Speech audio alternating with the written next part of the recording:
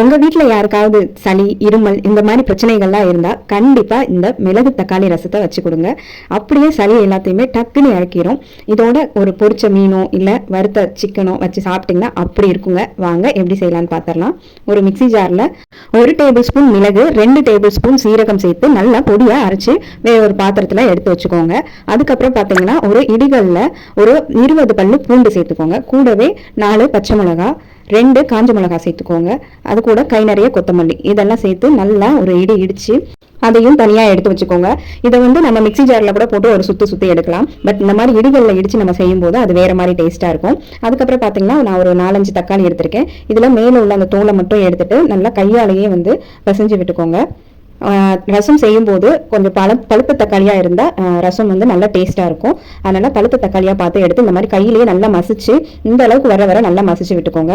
இது கூட பாத்தீங்கன்னா நான் ஒரு 3 டம்ளர் தண்ணி சேர்த்திருக்கேன். ரசம் கொஞ்சம் தண்ணியா வச்சாதான் நல்லா இருக்கும். அதனால 3 டம்ளர் தண்ணி சேர்த்திருக்கேன். கூடவே ஒரு சின்ன எலுமிச்சப்பழம் சைஸ் அளவு புளியை ஊற வச்சு அந்த தண்ணியை சேர்த்து கல்லுப்பு தேவையான அளவு நீங்க கல்லுப்பு சேர்த்துக்கோங்க.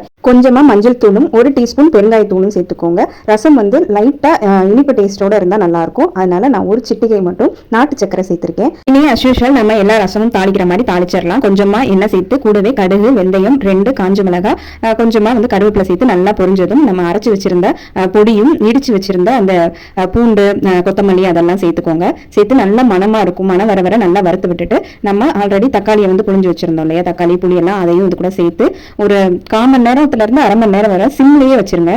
சிம்லயே வச்சுட்டு கை நிறைய நல்லா கொத்தமல்லியை தூவி விட்டுட்டு கொஞ்ச நேரம் விட்டுருங்க. சிம்லயே விட்டுருங்க. அதுக்கப்புறம் பாத்தீங்கன்னா மேல கொஞ்சம் கொஞ்சமா பபிள்ஸ் வரும். அந்த பபிள்ஸ் வர்ற ஸ்டேஜ்ல நம்ம ரசத்தை ஆஃப் பண்ணிடலாம். அவ்வளவுதாங்க, டேஸ்டான சுவையான ரசம் ரெடி. நீங்க இந்த அளவுக்கு பபிள்ஸ் வர மாதிரி இருந்துச்சு அப்படின்னா நீங்க ஆஃப் பண்ணிட்டு சர்வ் பண்ணி நீங்க குழந்தைங்கள்ல இருந்து பெரியவங்க வரை யாருனாலும் குடிக்கலாம். அவ்வளவு டேஸ்டா இருக்கும். இந்த ரசமும் சைடா ஏதாவது பொரிச்ச மீனோ, சிக்கனோ இல்ல உருளைக்கிழங்கு இருந்தாலும் சூப்பரா இருக்கும். நம்ம வச்சு சாப்பிட்டுட்டே இருக்கலாம். அவ்வளவுதாங்க, சாப்பிடுங்க.